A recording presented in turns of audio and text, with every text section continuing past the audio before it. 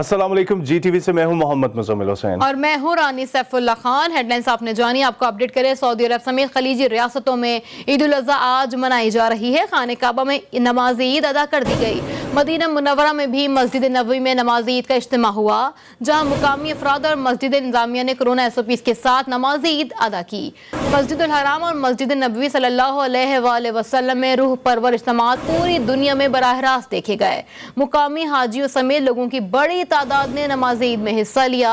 नमाज के दौरान कोरोना की वजह से समाजी फासले और एहतियाती तदाबीर का मुकम्मल ख्याल रखा गया और खुसूसी दुआएं भी की गईं, जिसके बाद दोनों मुकद्दस तरीन शहरों में सुन्नत इब्राहिमी की पैरवी शुरू कर दी गई। दूसरी तरफ मुत्तहिदा अरब अमारात, मिस्र, कुवैत, उर्दन, बहरीन और कतर में भी नमाज ईद के इज्तिमात हुए हैं।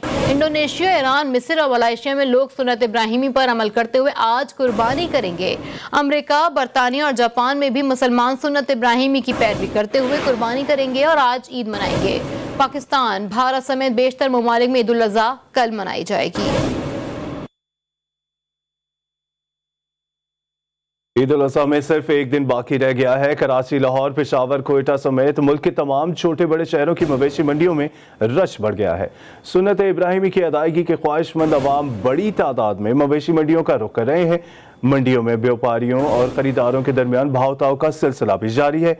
व्यापारियों की कोशिश है कि उनका जानवर अच्छी कीमत पर फरोख्त हो, जबकि अवाम की ख्वाहिश है कि उन्हें कम कीमत में कुर्बानी के लिए अच्छा जानवर मिल जाए।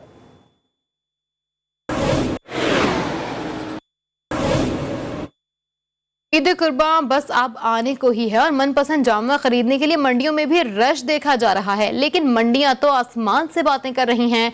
खरीदार कहते हैं मसनूई महंगाई है, जबकि व्यापार अपने खर्चे गिनवा रहे हैं। मंडी के अहवाल क्या है, जान लेते हैं मोहम्मद मोहसिन की रिपोर्ट में। कराची के इलाके कायदाबाद के रिहायशी अहमद साहब हैं, जो मंडी घूम आए लेकिन गुंजाइश में जानवर ना मिला।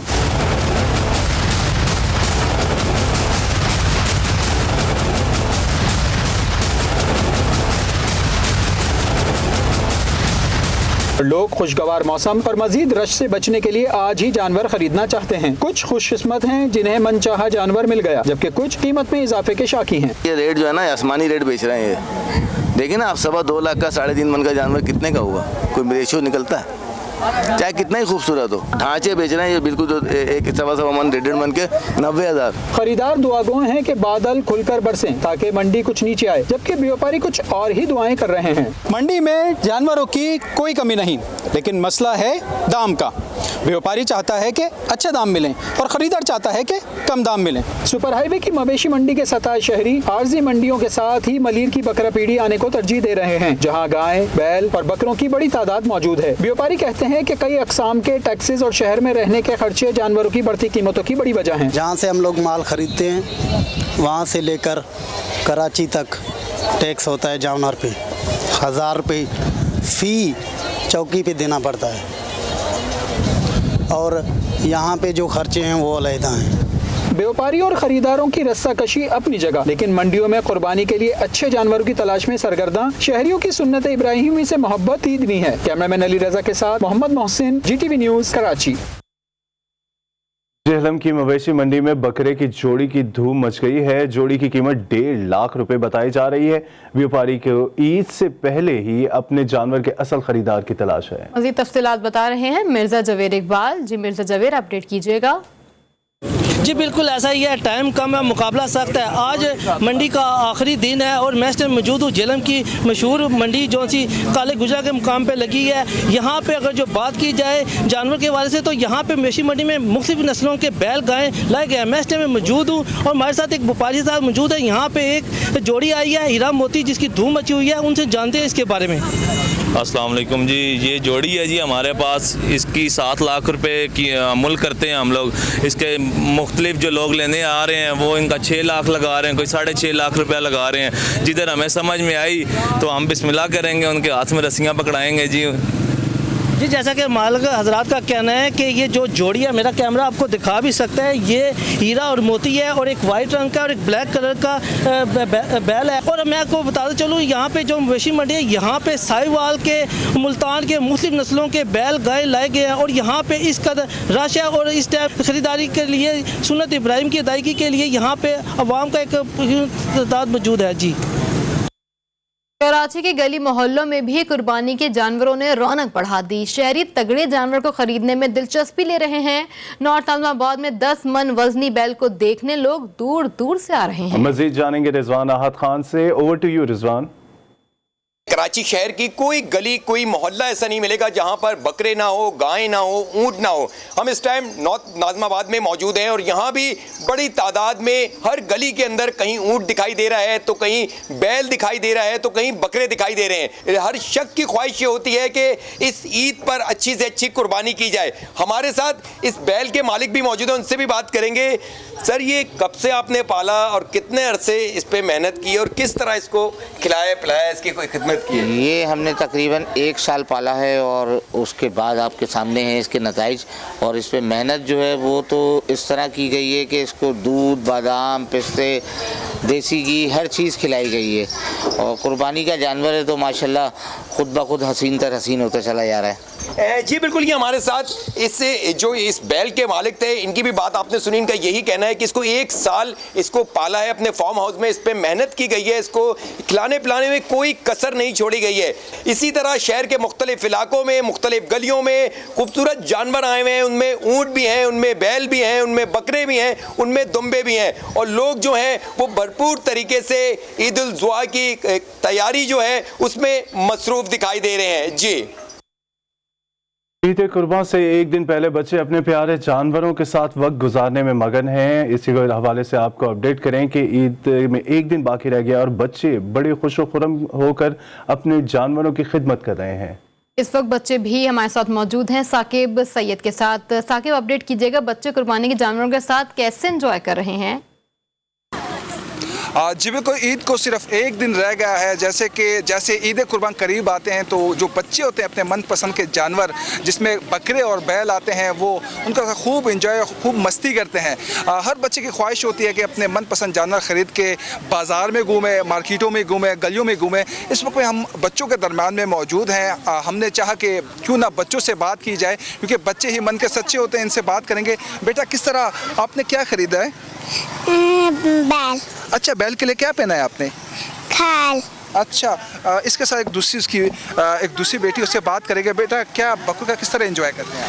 हम बहुत मज़े से करते हैं एंजॉय, और जब आखिरी दिन रहते हैं तो हम सुबह आते हैं और फिर शाम तक खेलते रहते हैं। बहुत मज़ा आता है बकरों के साथ। अच्छा जी बिल्कुल, जैसे कि आपको पता है कि बच्चे जो है, ईद तो बच्चों की होती है, ईद कुर्बान जैसे आती है, हर बच्चे की ख्वाहिश होती है खूबसूरत जानवर ख़रीद के उसको अच्छी तरह सजाया जाए। उसके बाद फिर मार्केट में उनका मुकाबला होता है बच्चों का। जैसे कि बच्चों का यही कहना है कि हर साल हमारा यही रूटीन होता है, 10 दिन पहले बैल या बकरा ख़रीद कर मार्केट में लेकर आते हैं और हर इसी टाइम आके खूब इंजॉय करते हैं और खूब हल्ला गुला हो जाती है। जी, ईद कुर्बा में अब एक ही रोज बाकी रह गया। ईद करीब आते ही गली मोहल्लों में रौनकें बढ़ गईं।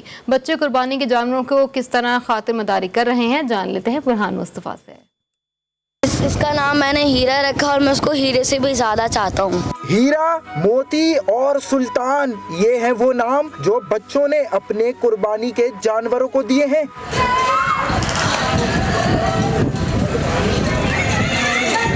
कराची की गलियों में कुर्बानी के जानवरों से रौनक आई हुई है। बच्चे कुर्बानी के जानवरों की खिदमत में दिन रात एक किए हुए हैं। मैं जानवर को रोज खाना खिलाता था और रोज ट्यूशन से आता था, मैं पहले जानवर को खाना खिलाता था, फिर खुद खाता था और मैं जानवर से बहुत मोहब्बत हो गई है। बच्चों ने अपना जेब खर्च भी कुर्बानी के जानवरों पर लगा दिया है। मैंने अपने जानवर का नाम किंग रखा है। मैं हर रोज सुबह उठ के अपने दोस्तों के साथ जानवर को खाना देती हूँ और जानवर को लेकर, और वो अल्लाह की राह में कुर्बान होने जा रहा है। मैं उसको बहुत प्यार करती हूँ। हमारा जानवर तो अभी थोड़े दिन पहले आया है, अब एक दिन बाद ज़िबा हो जाएगा।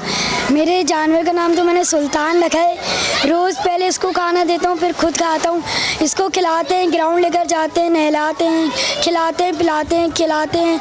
इसके साथ बहुत मज़ा आता है, लेकिन अब कल कुर्बानी करने का दिल नहीं चाह रहा बिल्कुल। कुछ बच्चे जानवरों की जुदाई में फिक्रमंद भी हैं। मैं उसको सुबह 7 बजे खाना देता हूँ, उसके बाद हम उसको ग्राउंड लेके जाते हैं और एक मगरिब के बाद खाना देते हैं। हम पीछे गली में हम उसको नहलाते थे, ये बहुत मज़े से नहाता था, उछलता भी था नहाते हुए। कुर्बानी के जानवर भी बेपनाह प्यार मिलने पर बच्चों से मानूस हो चुके हैं। कैमरामैन मीसम रजा के साथ बुरहान मुस्तफ़ा, GTV न्यूज़, कराची। ईद से एक रोज पहले मुल्क के दीगर शहरों की तरह पेशावर में भी सब्जियों की कीमतों में इजाफा देखने में आ रहा है। अदरक की कीमत 450 रुपए फी किलो जबकि टमाटर 50 रुपए फी किलो फरोख्त होने लगा है। मज़ीद तफसीलात बता रहे हैं नुमाइंदा GTV न्यूज़ अब्दुर्रहमान अपडेट कीजिएगा। इस वक्त हम मौजूद है पेशावर की सब्ज़ी मंडी में और ईद कुर्बान में एक दिन बाकी है। यही वजह है कि काफ़ी यहाँ पर रश बढ़ गया है और लोग यहाँ पर आके जो सब्जियाँ हैं वो ख़रीद रहे हैं। कीमतों में भी इजाफा हुआ है। अगर बात की जाए टमाटर की तो 50 रुपये फ़ी किलो है। इस तरह प्याज भी 50 रुपये किलो है। इसके साथ साथ अदरक जो है वो 450 रुपये फ़ी किलो तक का इसकी कीमत पहुँच गई है। इसके अलावा लहसुन भी 200 रुपये फ़ी किलो हो गई है। कुछ शेयरें हमारे साथ मौजूद हैं, उनके साथ अभी बात करते हैं। अच्छा बताइए, यहाँ पर आप लोग आए हैं तो सब्जियां ख़रीदी है और कीमतें कैसे?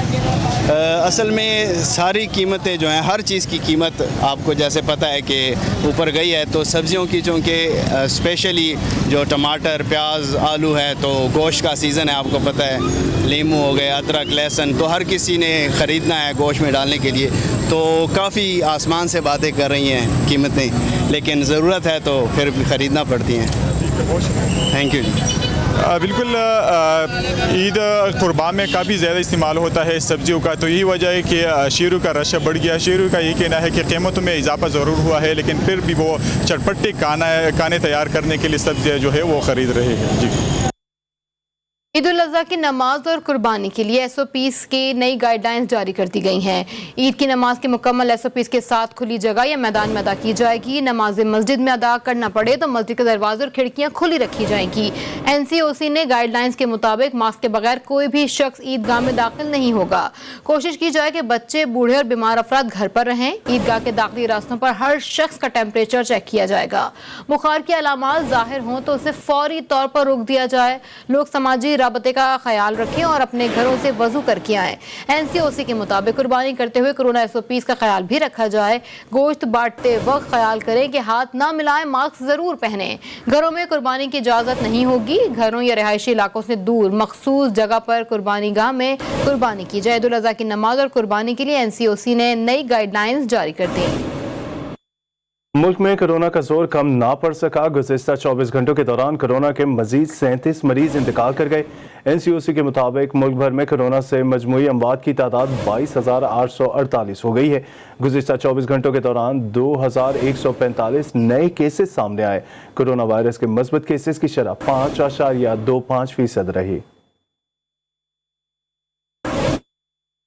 न्यूज़ बुलेटिन के सिलसिले को आगे बढ़ाएं, आपको अपडेट करें। पाकिस्तान का दोहा में बैनुल अक़वाम मुज़ाकरात के मुश्तरका एलामिया का खैर मकदम।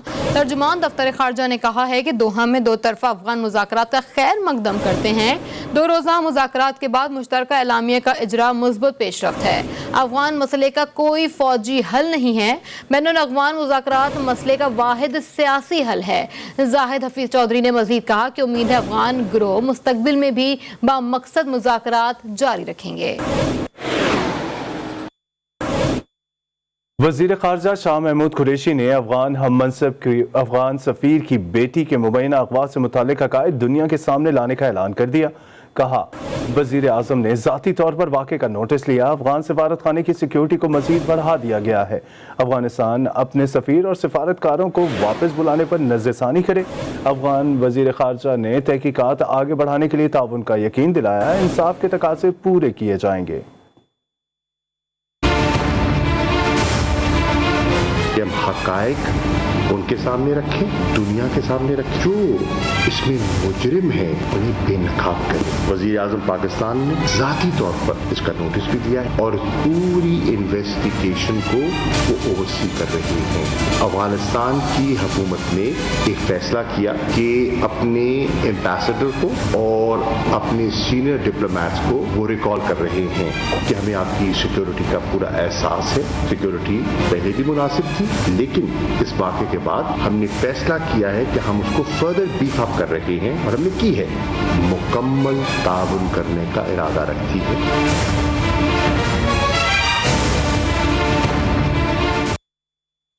अफगान सफीर की बेटी के दावे के बरक्स अगवा और तशद्दुद साबित नहीं हुआ। 16 जुलाई को होने वाला वाकया मुकम्मल ब्लाइंड केस था।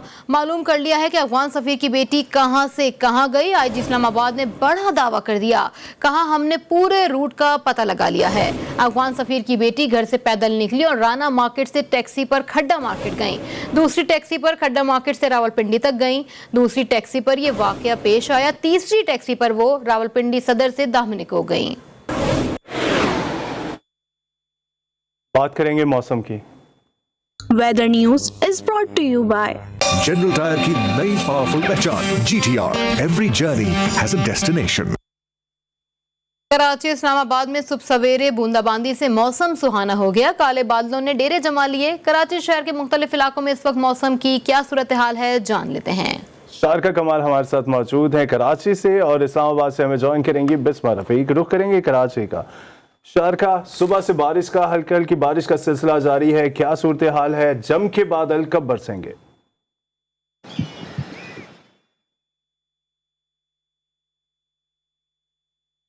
जी बिल्कुल, कराची में जो है वो काले बादलों का राज है। पूरे शहर को काले बादलों ने ढका हुआ है। हल्की बारिश का सिलसिला भी जारी है। सुबह का आगाज़ ही जो है वो हल्की बारिश से हुआ है। भीगी भीगी सुबह उतरी है हमारे शहर पे। जो शहरी हैं वो काफ़ी खुश हैं। गर्मी का जोर भी टूट चुका है। समुद्री हवाएं भी बहाल हो चुकी हैं। समुद्री हवाएं भी चल रही हैं। बहुत अच्छी सुहाना मौसम हो रहा है। इस वक्त भी मुख्तलिफ इलाकों में कहीं हल्की तो कहीं बूंदाबांदी का सिलसिला जारी है। हल्की बारिश का सिलसिला जारी है। इस वक्त यहाँ भी हल्की बूंदाबांदी का सिलसिला जारी है। इसके अलावा मूसलाधार बारिश की बात करें तो इस बारे में फिलहाल मौसम विभाग की जानिब से कोई पेशगोई नहीं की गई। उनका ये कहना ज़रूर है कि नेक्स्ट स्पेल जो है वो कराची में 25 जुलाई को बरसेगा। दरमियाने दर्जे की ही बारिशें मुतवक्को की जा रही हैं। गरज चमक का फिलहाल कोई इम्कान नहीं जाहिर किया जा रहा। कहा जा रहा है कि दरमियाने दर्जे की बारिशें हो सकती हैं। 21 जुलाई को जो है वो खलीज बंगाल में हवा का कम दबाव बनेगा। उसके बाद अंदरूनी सिंध में मशरकी सिंध की जानिब बढ़ेगा। उसके बाद 25 जुलाई को कराची में एंट्री देगा और कराची में 25 से 26 जुलाई के दरमियान मानसून का दूसरा स्पेल रंग जमाएगा। फिलहाल जो मौसम का ये कहना है कि जो हल्की बारिश और बूंदाबांदी का सिलसिला जारी है, 3-4 रोज तक शहर में यही सिलसिला रहेगा। कराची में हल्की बारिश और बूंदाबांदी का सिलसिला जारी है। कराची से हमें अपडेट कर रही थी शारका कमाल। शारका साथ ही रहिएगा। रुख करेंगे इस्लामाबाद का। बिस्मा रफीक हमारे साथ मौजूद हैं। बिस्मा, इस्लामाबाद का मौसम भी काफी हसीन लग रहा है, वो हम आपको देखकर भी अंदाजा कर सकते हैं, लेकिन इस वक्त शहरियों की क्या सूरत हाल है और वहां पे जमकर बारिश कब बरसेगी? जी बिल्कुल, बात करें अगर हम शहर इक़्तिदार के मौसम की तो रात ये जो है वो गर्ज चमक के साथ बारिश हुई है, जिसके बाद अब जो है सुबह सवेरे मौसम काफ़ी खुशहाल हो गया है, काफ़ी अच्छा है। यहाँ पर ठंडी हवाएं भी चल रही हैं। तो इसके साथ बात करें अगर हम मौसम के अहवाल बताने वालों के मुताबिक तो आज जो है रावलपिंडी और इस्लामाबाद का जो टेम्परेचर है वो 31 डिग्री रिकॉर्ड किया गया है और इसके साथ जो हवा में नमी है वो 30% बताई जा रही है। इसके साथ साथ महकमा मौसमियात की जानिब से कहा गया कि जो बारिश है ये मज़ीद 2 दिन रहने का इम्कान है। शहरियों ने तो इस बारिश के बाद जो सुख का सांस लिया, क्योंकि जैसे कि ईद में जो है वो 1 रोज़ बाकी रह चुका है तो मौसम काफ़ी खुशगवार है। शहरियों का यही कहना है कि ईद जो है पहले जो दिन है उसमें काफ़ी हबस और गर्मी देखने को नज़र आ रही थी, लेकिन अब जो है बारिश के बाद जो है वो ईद उनकी जो है वो काफ़ी अच्छी गुजरेगी, क्योंकि लोगों ने जो है वो मंडियों की तरफ भी रुख कर लिया है। तो लोग जो है वो इस मौसम को भरपूर इंजॉय कर रहे हैं। जी, कराची और इस्लामाबाद के शहरी इस मौसम को खूब इंजॉय कर रहे हैं। कराची से हमें शारका कमाल, जबकि इस्लामाबाद से हमारे साथ मौजूद थी बिस्मा रफीक। आप दोनों का बेहद शुक्रिया।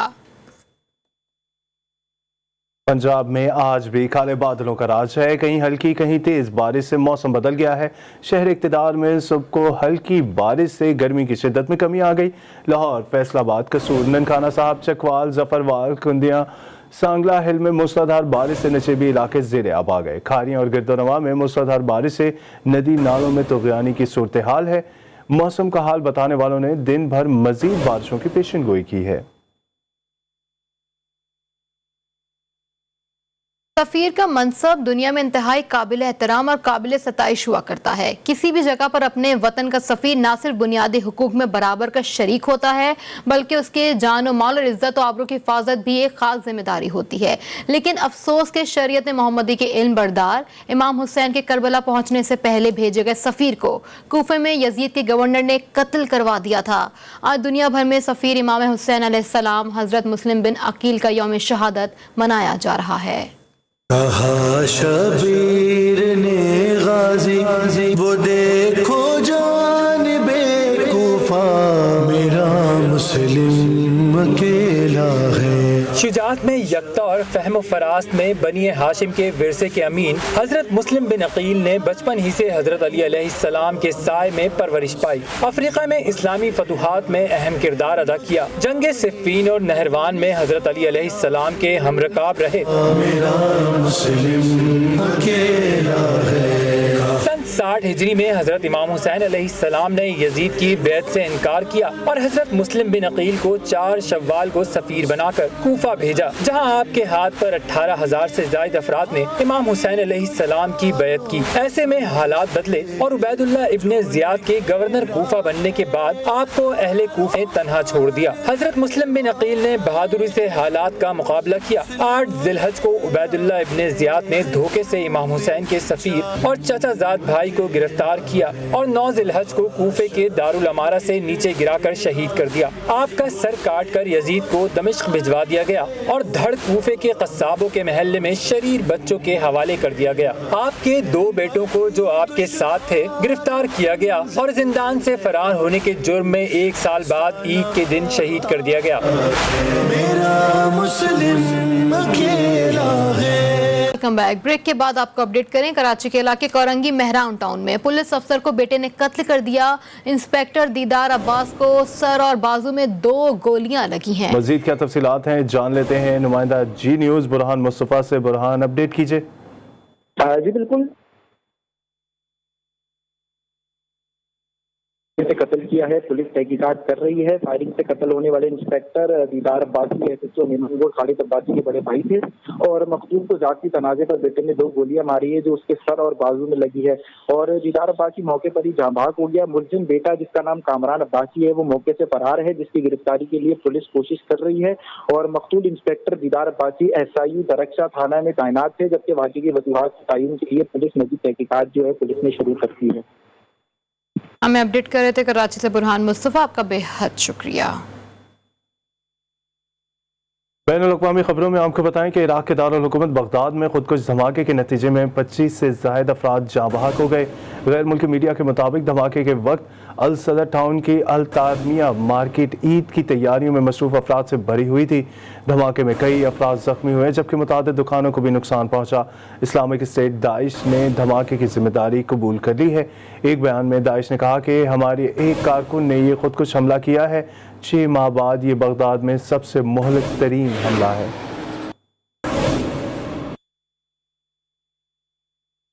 अफगानिस्तान में सदारती महल में रॉकेटों से हमला कर दिया गया। हमले के दौरान ईद की नमाज की अदायगी जारी थी। फौरी तौर पर किसी जानी नुकसान की इत्तलात नहीं मिली। हमला किसने किया, किसी तंजीम ने रॉकेटबाजी की जिम्मेदारी कबूल नहीं की। समिअल्लाहु लिमन हमिदा, अल्लाहु अकबर, अल्लाहु अकबर, अल्लाहु अकबर, अल्लाहु अकबर।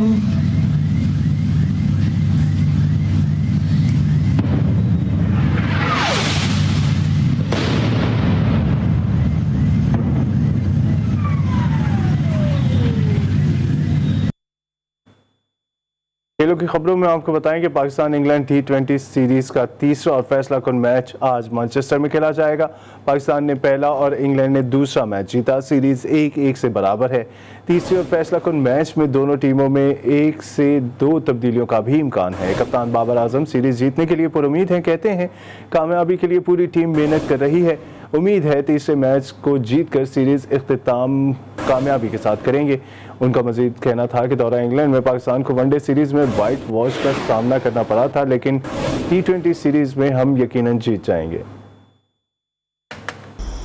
GTV से फिल वक्त इतना ही। मजीद खबरों अपडेट्स के लिए आप विजिट कर सकते हैं हमारी वेबसाइट GTVnetwork.tv। बाखबर रहने के लिए देखते रहिए GTV न्यूज़, जी पाकिस्तान के लिए।